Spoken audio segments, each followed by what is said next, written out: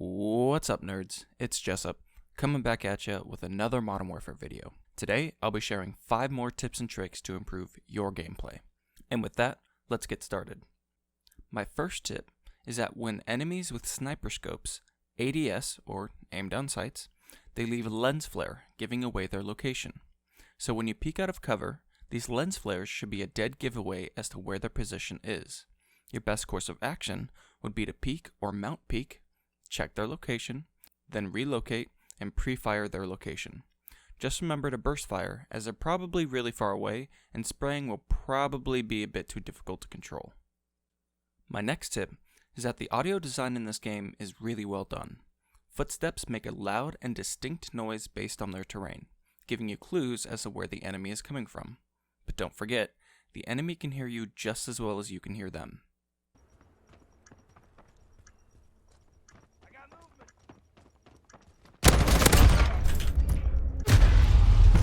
My next tip is on spawn camping. While your team clearly has the advantage, the last thing you want to do is throw off the enemy spawns and force them to spawn behind you.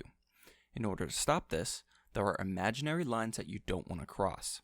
Hackney Yard has an easy to distinguish lines of "do not cross" to help gauge the distance you need to stay away from, located roughly here.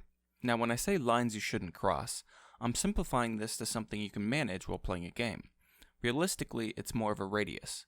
For example, if someone gets killed, it tracks their positioning, and if they're in their spawn radius, it will displace them in the best location away from the enemy as not to spawn trap them.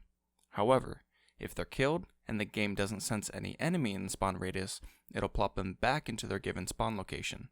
Generally, they've used this technique for all Call of Duties. That's why many people call them bullshit on spawns, but it's usually because they don't know how this works. My next tip is that you can place C4 on drones, driving it into enemies and killing them. This is more useful in search and destroy and cyber attack than it is for other game modes, but very few people have experienced this, so you probably have the advantage on them. But don't forget, the drone makes a very loud noise, and sometimes people tend to shoot them, so don't get mad if this plan fails. My last tip is a twofer about vehicles.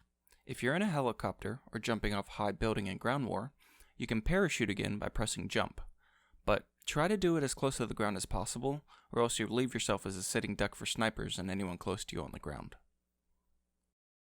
The other tip is that you're able to jump out of any moving vehicle at any speed without taking damage. So if you jump into an ATV and book it to your needed destination, you don't need to slow down. You can just jump out and begin your killing spree. Thanks for watching, guys. This is Jessup. I'll see you in the next video. Peace.